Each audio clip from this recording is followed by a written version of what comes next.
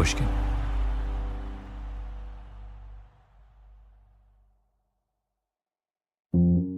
My name is Margaret Lambert. I was born a name that I hate, Gretel. It's too Teutonic. I hate that name. And Gretel Bergman. And I was born April 12th, 1914, in a very small town in the south of Germany. And it was a great life. In 1996, Margaret Lambert sat down for an interview with the United States Holocaust Memorial Museum. She was 82 years old. She looked at least 15 years younger. Being an Olympic-level athlete will do that to you. She started out talking about her childhood in a little German town called Laupheim. There was this little club in that town. You just went there. I could go there unescorted because it was close to my house, and I was happy as a lark. What did you like about sports? I just loved it. And you were good at it? And I was good at it. There was nothing different at that stage about being a Jewish athlete? None whatsoever. By the 1930s, Lambert's sport of choice was the high jump, one of the more graceful Olympic sports. You've probably seen it. It's the one where the jumper runs up to an impossibly high bar and then rises effortlessly above it. I had great success in it, thanks to my long legs and my big feet, I suppose. In 1933, the year Hitler came to power, she jumped a little higher than 1.5 meters. That's like 4 feet and 9 inches. It was one of the highest jumps in the country. She would be a shoo-in for the German Olympic team. Except, once Hitler became chancellor, you started to worry a little bit, But everybody thought this is going to blow over. He's not going to last. But it soon became very clear that this was not going to blow over. 4 days after becoming chancellor, Hitler was already censoring the press. Things developed quickly from there. And then later that year, Lambert got a letter from her sports club. You are no longer welcome here because you're Jewish. Heil Hitler. And that was the end of that. So they just threw me out of the club, and everybody commiserated, what are we going to do? What's going to happen here? And it was a horrible life. But there was still one way that Margaret Lambert might have a chance to compete at the 1936 Olympic Games. A chance that had a lot to do with one man. Avery Brundage.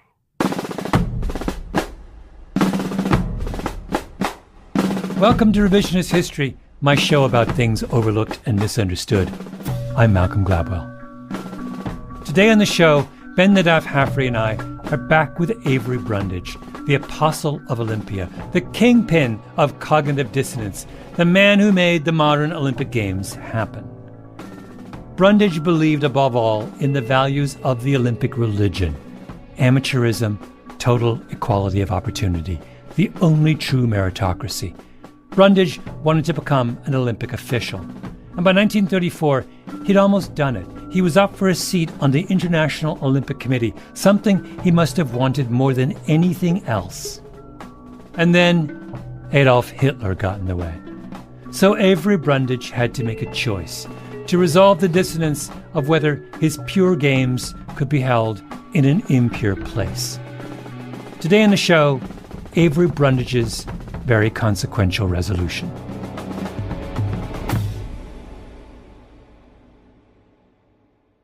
Things started changing for Margaret Lambert and the rest of Germany's Jewish population as soon as Hitler came to power. You were banned from all public places, no theaters, no restaurants, no swimming pools. You couldn't go any place, and you could not associate with non-Jewish people. Fitness was really important to the Nazi project. So important that eventually, in the elite Adolf Hitler schools, students would spend about as much and sometimes even more time playing sports than they did on academics. Sports had a military function. If Germany wanted to go to war again, a strong, healthy population was going to be really important. Strength also matters if you're trying to prove you're the master race. So does emphasizing the weakness of outsiders, groups you could make weak in part by denying them access to the same training the Aryans had. But sports for me, of course, was the thing I wanted the most. Next to the Jewish school, there was a yard, and we tried to straighten that out, but we had to fight the teachers' chickens, and they used that same place for their activities, and it was not very appetizing, so we gave up on that pretty fast. While Margaret Lambert was chasing chickens around a bumpy field, the Nazis were realizing just how badly they wanted the Olympics. For money and propaganda power, sure, but also, I think, for a much stranger reason. They worshipped the ancient Greeks. When Goebbels, Hitler's famed Nazi minister of propaganda, goes to Sparta in the 1930s, he says that to him, it was just as if he were in a German city. It's why a leading brand of German sunscreen was called Spartacreme. As the scholar Helen Rosch writes, Nazi fascism was seeking the rebirth of a past so mythic and so ancient that it predates the nation entirely. So what better way to prove your connection to that mythic and ancient past than to host the Olympic Games? Adolf Hitler tried to use these Olympics as his propaganda vehicle to show the world how powerful he was, to show the world how unified Germany was. And I think he tried to scare the world into not standing up against him somehow. And he wanted, of course, the United States and all the big nations to be there. So the crucial question for our purposes is, well, hindsight's 2020. How much of all this could Avery Brundage and the IOC have really known in 1933? The answer is not everything, but enough. The news parade goes forward. I mean, this is a national radio broadcast in the U.S. from March 1933. That's just 2 months after Hitler became chancellor. Atrocities are being enacted daily in Germany by the Nazi storm troops of Hitler. Numerous Jewish citizens have been brutally tortured. Horrified citizens in America look on in astonishment as ruthless Adolf Hitler continues a savage campaign of anti-Semitic brutality. That summer, a New York Times journalist read a report on Germany, put out by the American Jewish Committee, and wrote, "It is impossible to read it without carrying away the conviction that the Nazi leaders are guilty of something more than employing violence and terror." Meanwhile, the Consul General for the United States in Berlin was writing back home to the State Department about how Germans were pushing an anti-Jewish sport agenda, how Berlin wasn't safe, and how even if the Nazis had told Charles Scherl they'd give the Jews equal opportunity, they really weren't doing that. A movement for the U.S. to boycott the '36 Olympics began to gather momentum. Other countries were thinking about boycotting too. But by then, Avery Brundage was the president of the U.S. Olympic Committee, and he'd grown fond of saying things like this. All the participants are equal before the starter's pistol, and there are no social distinctions or family distinctions. That same year, he wrote to a colleague that the very foundation of the modern Olympic revival will be undermined if individual countries are allowed to restrict participation by reason of class, creed, or race. The very foundation. So by this logic, Margaret Lambert, that German Jewish high jumper, should have been Avery Brundage's ideal athlete, right? Unpaid, highly skilled, and obsessed with sport.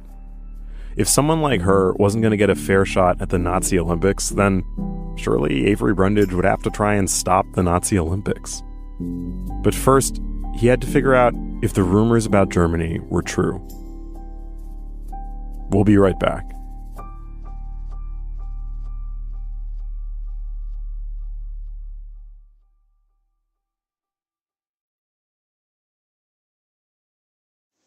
I always start all my speeches with the statement that the Olympic movement today is the most important social force in the world. The word Olympic is the magic word. The year after Hitler came to power, Avery Brundage had almost made it to the International Olympic Committee.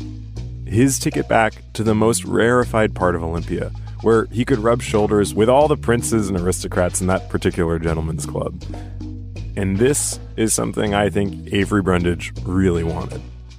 Why does he want to hang out with these kind of potzes? Malcolm and I, once again, psychoanalyzing Avery Brundage, talking about a letter he wrote to the IOC.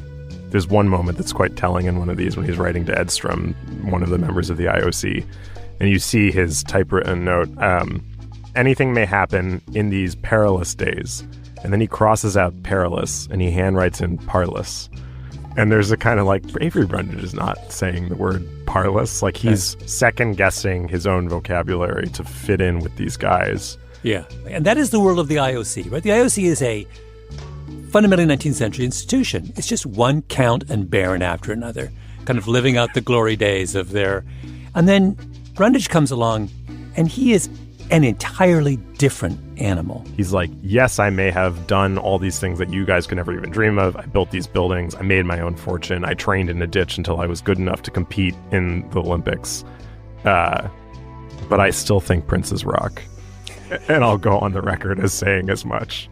Now, what kind of a world is this when it's come to the point where being a prince is a handicap? I ask you. It's very Groucho Marx. I don't want to belong to a club that would have me as a member, isn't exactly. But like, he knows that the only way he's going to get in that club is if he, as the president of the American Olympic Committee, brings the Americans to the games. So why is that? So he is at that point the most powerful man in amateur sport in America. So he really he holds the cards. And the United States is both the most significant participant in the Olympics. They're going to bring a huge team. There's going to be a medals race between them and the Germans that will be extremely dramatic and make for really good viewing. But also they have a lot of moral authority. And if the United States abstains from the Olympics, it majorly undermines the Olympic project. Has it been made explicit to Brundage that his future in the IOC is contingent on him bringing Americans to Berlin? I haven't seen anything that states it explicitly, but I think it is very clear that the members of the IOC want the Olympics to happen. They want them to happen in Germany. But as Americans learn more about what the Nazis were up to, as the last traces of Weimar democracy vanished, the pressure in the U.S. to boycott the games got really intense. And Avery Brundage was right in the middle of it. Publicly, he was pro going to the games, but he expressed at least some concern about what was happening in Germany. And yet, in his archives, I found private letters to the IOC from as early as 1933. And in them, he frames the boycott campaign as a Jewish plot to sabotage the Olympics. And from the beginning, he knew what crowd he was playing to.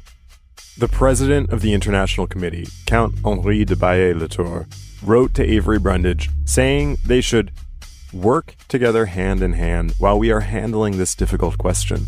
I am not personally fond of Jews and of the Jewish influence, but I will not have them molested. So that's a clue. But then there's also the matter of Brundage's lengthy correspondence with Siegfried Edstrom. Edstrom was sort of like the Swedish Avery Brundage, an engineer who'd made good. He was a member of the IOC. The two were friends. He's the one who wrote the letter we talked about in the last episode, suggesting that he nominate Brundage for a seat on the IOC. And Brundage, of course, responded enthusiastically. But how did he begin that letter accepting this most precious of all prizes? He didn't lead with his enthusiasm. Instead, he started by complaining about the boycotts. Undoubtedly, the International Olympic Committee will be swamped with protests from Jews and Jewish organizations from many different countries. I assume that the IOC will take the same stand as the American Olympic Committee will, to wit, that it is concerned with athletic affairs only, and that it will not be drawn into political, religious, sociological, or racial controversies of any kind. Then he said how much he'd like to be on the IOC. Inside, deep inside that kind of engineer, self-made man's brain is this romantic streak. I want to be part of this grand, sporting amateur enterprise. And it's beautiful and it speaks to me and it's this pure thing in an impure world. I really do think that what happens to him in 1912 at the Olympics, that failure remains with him for the rest of his days. It's the thing that drives him to save, in his own mind, save the Olympics. That, he had failed once to live up to the Olympic spirit, and he's not going to fail again. But the concerns weren't going away. Hitler had already made himself a dictator. Germany was rearming, and war was once again on the horizon in Europe. So the American Olympic Committee decided they needed to send someone to Berlin to figure out for themselves what was going on. They chose, of course, Avery Brundage. On September 12th, 1934, 2 days after the Nuremberg rally that year, Avery Brundage arrived in Eastern Germany. His plan was to meet with Jewish sports officials to suss out just how bad things had actually gotten. There was, however, one problem. He didn't speak German. So he did this whole trip with Nazi interpreters, including the head of all Nazi sport, the Reichssportführer Hans von Schammer und Osten. Von Schammer und Osten was a rather severe-looking Nazi official, a small man with thinning slicked hair and a paralyzed right hand. He was meant to assure Avery Brundage that the Nazis weren't discriminating against Jewish athletes, which maybe would have been easier had all the sports clubs in Nazi Germany not recently received a copy of a book called The Spirit of Sport in the National Socialist Ideology, which included passages like this. There is no room in our German land for Jewish sports leaders and their friends infested with the Talmud, for pacifists, political Catholics, Pan-Europeans, and the rest. They are worse than cholera and syphilis, much worse than famine, drought, and poison gas. Do we want them in the Olympic Games in Germany? Yes, we must have them. We think they are important for international reasons. There could not be better propaganda for Germany. What does it mean? It means they would pretend that Jews could be allowed at the Games in hopes that it would help the Nazis hoodwink the world about how they were actually treating the Jews. You'd think that Avery Brundage, champion of Olympic ideals like no politics in sport, would hate to see the Olympics used that way. Instead, here's our second warning sign about this trip. Brundage quickly saw von Schammer und Osten as a friend. He spent 6 days exploring Germany with his various Nazi counterparts. I have to imagine that he also visited the Reichssportfeld, the site of the giant new stadium being built for the Games. Brundage knew construction. After all, it was his business. And this stadium would be epic, big enough to fit more than 100,000 people. This is what I can't get over. Every one of the characters we've met so far have a meeting with the Nazis. It's like Dorothy Thompson goes, Charles Sherrill has this big meeting with Hitler. Each makes this pilgrimage to the promised land, right? We don't know in 34 exactly what Brundage is thinking. He's playing his cards pretty close to his chest. Yeah, it's not a lot is known about these meetings, but we did find an archival account from a dentist and Jewish sport official who was present at one of these meetings at the Hotel Kaiserhof in 1934. We had it translated. Kaiserhof, I would point out, the same hotel where Dorothy Thompson interviewed Adolf Hitler. Oh man, I missed that. This is where it's all happening in Berlin. This is where when you have to do your Nazi meet and greets, you go to the Kaiserhof. Point is, this was not friendly territory for the Jewish sports officials. The Hotel Kaiserhof was a grand luxury hotel on Wilhelmplatz, directly opposite the Chancellor's office. Remember, Hitler once had an office there. There were marble floors, a dining room in a 3-story glass-roofed atrium. Brundage is in the lap of luxury at the seat of Nazi power. Siegfried Edstrom, Brundage's IOC friend, is there with them. They were joined by a Nazi German organizing committee member who was already a friend of Brundage's from the 1912 Olympics. The deputy Reichssportführer was also there, dressed in full SS black, boots and all. So what do we know about what happens at the meeting? So he begins to ask them a series of questions about Jewish participation in sport. So he asks, are Jewish boys allowed to play sport in large numbers? And the Reichssportführer says, yeah, absolutely. And the Jewish leaders have to sit there and nod.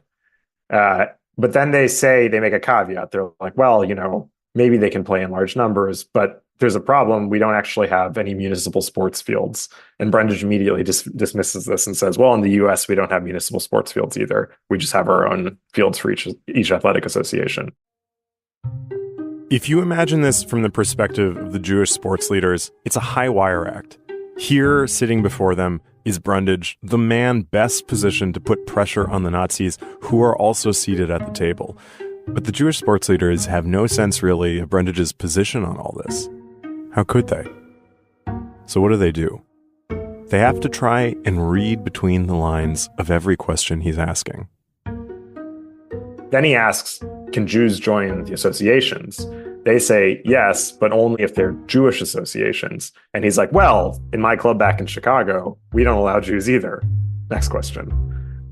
They say like, oh, well, we have our own sports fields, but they keep getting closed down because the Nazi Party is shutting down our sports fields. They're breaking into our games. They're beating people up.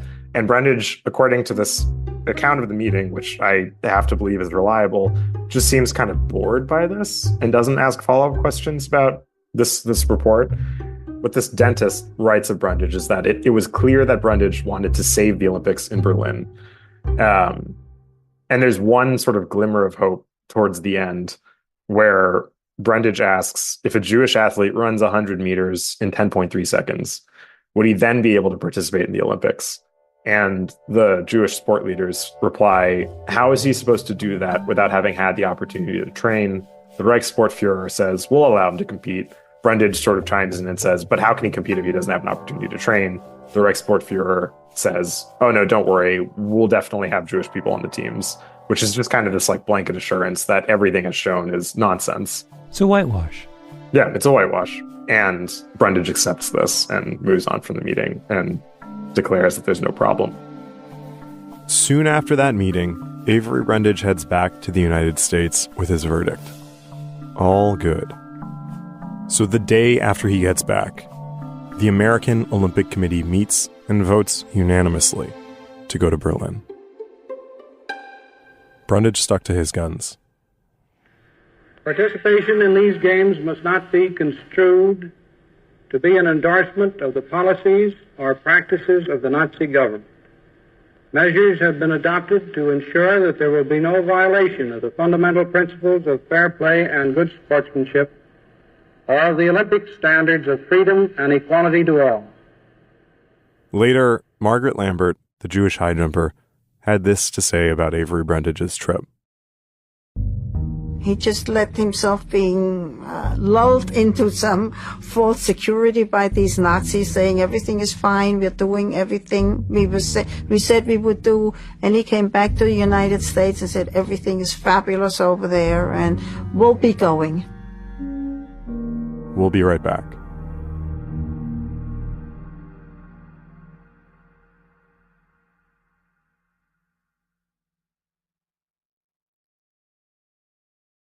There are two ways of understanding what Avery Brundage did in 1934. The first, in a chain of his actions that would lead irrevocably to U.S. participation in the Berlin Games. The most charitable interpretation is basically what Margaret Lambert, the high jumper, said. He let himself be lulled into some false security. Picture Brundage, the hoodwinked idealist, who maybe just believed so firmly that the Olympics were a world apart from the universe of politics and money that it didn't matter if they were held in Nazi Germany. But another way to understand what he did is to consider that his visit to Germany and his time with the Nazis, it may all have seemed a little familiar to him. Remember Dorothy Thompson's 1941 essay, Who Goes Nazi? The first time we read it, we recognized Charles Sherrill as her Mr. B. But Avery Brundage is the perfect incarnation of Thompson's Mr. C. Do you have in front of you her description of his kind of fascist? Here we go. Mr. C is a brilliant and embittered intellectual. He was a poor white trash Southern boy, or in our case, Midwestern boy. A scholarship student at 2 universities where he took all the scholastic honors but was never invited to join a fraternity. He has always moved among important people and always been socially on the periphery. His colleagues have admired his brains and exploited them, but they have seldom invited him or his wife to dinner. He is a snob, loathing his own snobbery. That's Brundage. He despises the men about him. He despises, for instance, Mr. B, because he knows what he has had to achieve by relentless work. Men like B have won by knowing the right people. But his contempt is inextricably mingled with envy. Even more than he hates the class into which he has insecurely risen, does he hate the people from whom he came. He hates his mother and his father for being his parents. He loathes everything that reminds him of his origins and his humiliations. He is bitterly anti-Semitic because the social insecurity of the Jews reminds him of his own psychological insecurity. Pity he has utterly erased from his nature, and joy he has never known. He has an ambition bitter and burning. It is to rise to such an eminence that no one can ever again humiliate him. Not to rule, but to be the secret ruler. He is courteous, he commands distant and cold respect, but he is a very dangerous man. Were he primitive and brutal, he would be a criminal, a murderer. But he is subtle and cruel. He would rise high in a Nazi regime. It would need men just like him, intellectual and ruthless. That's him. That is him. And this is the key part. Quote, but Mr. C is not a born Nazi. He is the product of a democracy hypocritically preaching social equality and practicing a carelessly brutal snobbery.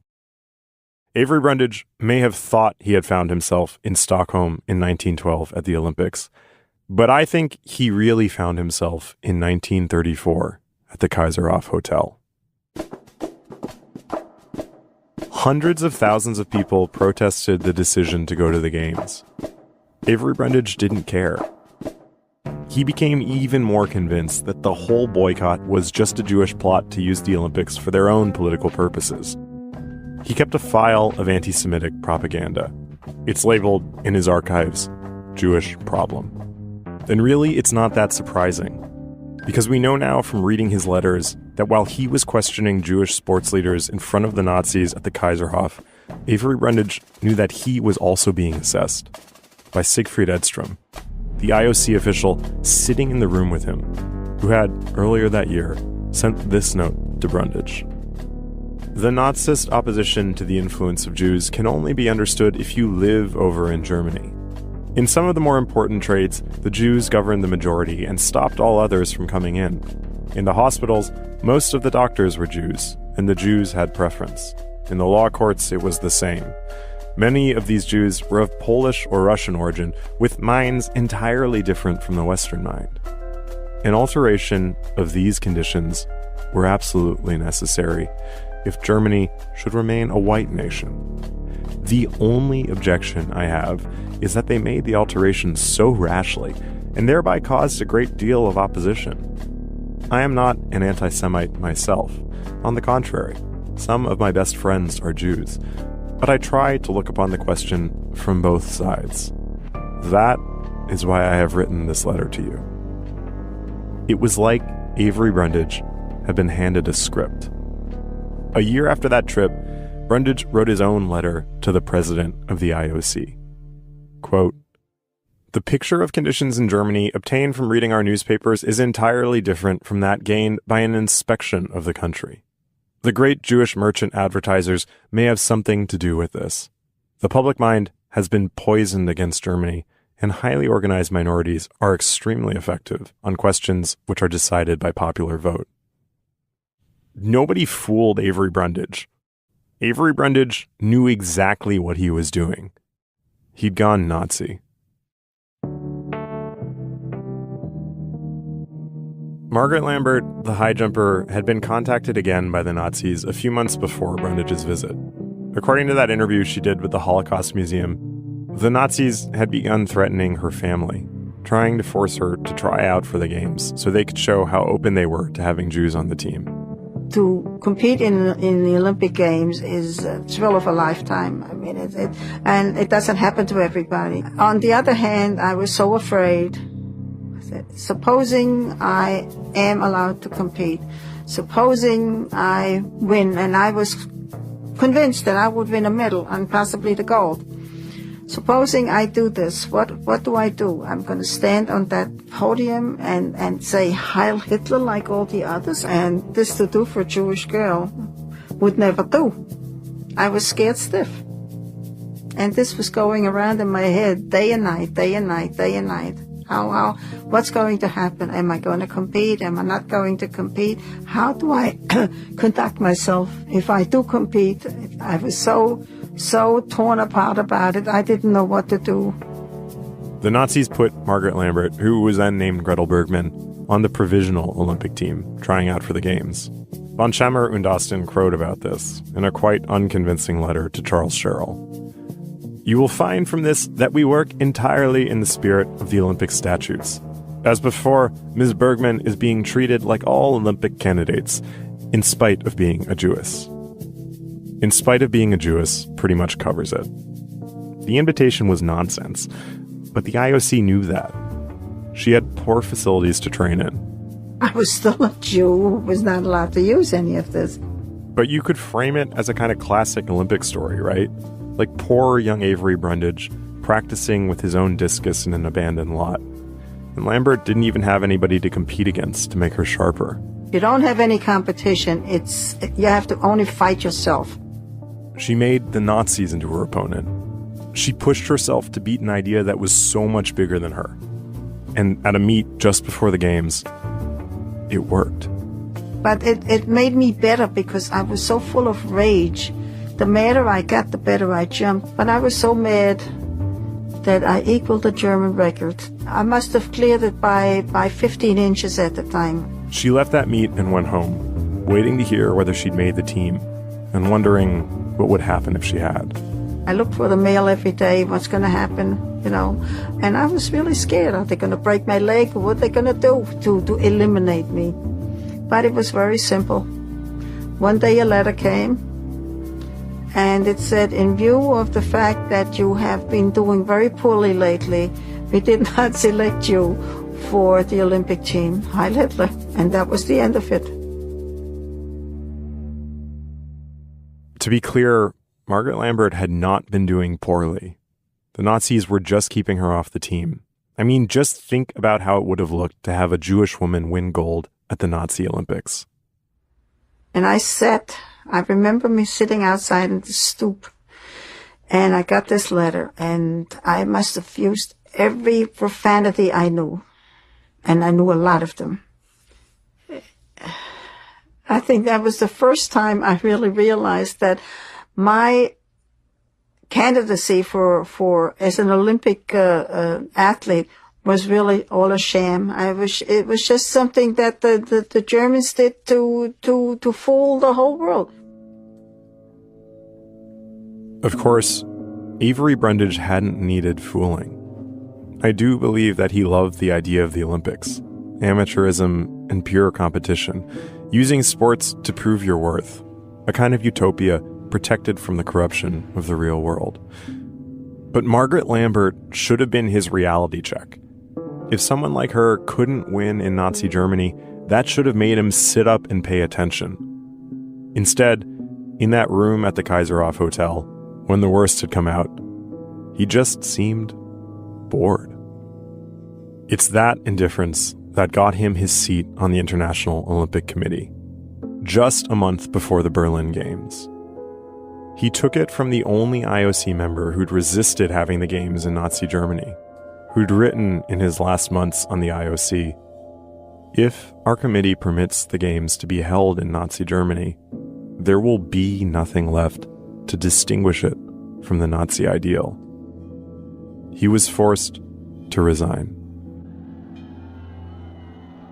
On August 1st, 1936, the Olympic torch was carried by relay for the first time ever, from Olympia in Greece all the way to the Reichssportfeld in Berlin. When it got to the stadium, Avery Brundage was in the audience. The Olympic bell, inscribed with the words, "I call the youth of the world," rang out. Meanwhile, Margaret Lambert was applying for a visa that would allow her to leave Germany. She would never again live in her home country. Brundage had what he always wanted, a seat in the ruling class of his perfect Olympia. Just in time to watch Adolf Hitler give the opening speech at the Olympic Games.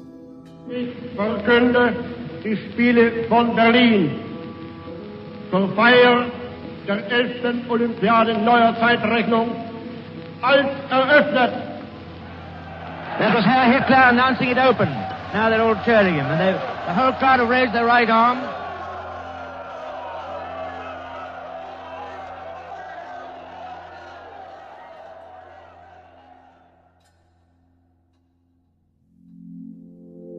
Revisionist History is produced by me, Ben Nadif-Hafrey, Tolly Emlin, and Nina Bird Lawrence. Our editor is Sarah Nix. Fact-checking by Arthur Gompertz and J.L. Goldfein. Original scoring by Luis Guerra. Mastering by Flan Williams, Sarah Berger, and Jake Gorski. Engineering by Nina Bird Lawrence. Our executive producer is Jacob Smith. Special thanks on this episode to Karen Shakurji, to the United States Holocaust Memorial Museum, and to Alexander Wells for his translation of the Kaiserhof meeting. I'm Ben Nadif-Hafrey.